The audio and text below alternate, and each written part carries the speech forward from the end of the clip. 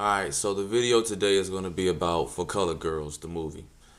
And my first reaction to, do you want to see For Color Girls is no, I don't. It's going to be depressing. The title is depressing. The movie poster is depressing. The actresses are depressing. Everything about the movie is depressing. It's for colored girls. It's not for sophisticated black women. It's for colored girls. This is how you know going into it. It's going to be depressing. And I don't understand why people always want to see depressing movies, or they want to see movies where you already know what the story's going to be about. I've never seen For Color Girls. I don't want to see it. I know I'm gonna wind up seeing it one day, but there's gonna be some male bashing. There's gonna be some. I'm not gonna say the whole movie is male bashing, but there's gonna be some. That you have to have some. If you have four black women together, you gotta have some male bashing. Somebody probably got cheated on. Somebody probably got molested. Somebody probably. It's just terrible shit going on throughout the whole movie. I can just guess it because For Color Girls. And in the previews, that they hugging each other, and you know I think the one girl is tired of being light skinned or something. It's just depressing. Black women can't have a movie like Sex in the City. That's what I'm starting to think. They gave black women the show, for girlfriends, and that stayed on a while, so they could be happy about that. But they don't have a movie like Sex in the City, and that kind of bothers me because Sex in the City, they had so much fun. They had to make a part two. New York wasn't enough for them. They had to go to Milan and Saint Tropez and ride camels, and they just had to have fun. Black women they've never had a movie like that. Even Waiting to Exhale, they was upset. Everybody was upset. They was mad. They was getting cheated on, whatever. You left me for a white woman. Shoot, shoot. Man up, get over it. Waiting to Exhale.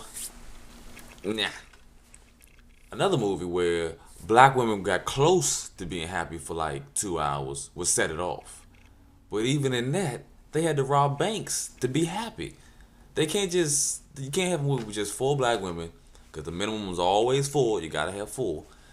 Just being happy, it just don't happen. Sex in the City, the storyline is not even believable. What's her name with the face, with the Sarah Jessica? I know this because I watched the marathon. It's Carrie. She's writing blogs. You never see any of these chicks go to work. Carrie just write a blog. She get on the computer at night, write her blog, and the next weekend she's in Milan or something. And they all take trips together. You don't see that in black movies ever. It's like even in real life, when black women plan a trip, it's like it's planned like 2 years in advance. They're like, yeah, 2012, we going to Louisville, Kentucky. That's where we gonna go. You don't never see these bitches put in time off requests, vacation approved, nothing. They just going all over the country having fun for 2 hours. 9 times out of 10, it's gonna be a Sex in the City Part 3 because they got to keep having fun, while black women are depressed. I know there has to be at least four black women that they can think of for characters that can have fun for 2 hours and not be upset about anything. There has to be. Maybe there's not an audience for it. Maybe Hollywood don't want to make it. They don't think it's interesting enough. But if the white women can have it, they even gave one to black men. They even gave them. They gave us what? The brothers, four brothers or something. Brothers with the usual suspects in it. The four Hollywood actors in it, excluding Denzel. They gave us that movie where we was just married, happy, having fun. Ain't nobody get shot, none of that. I think it's about time you make one for women, Hollywood. This is my plea. This is my request. Make a movie just like Sex in the City where black women are happy for 2 hours and not focusing on the past and crying and being depressed.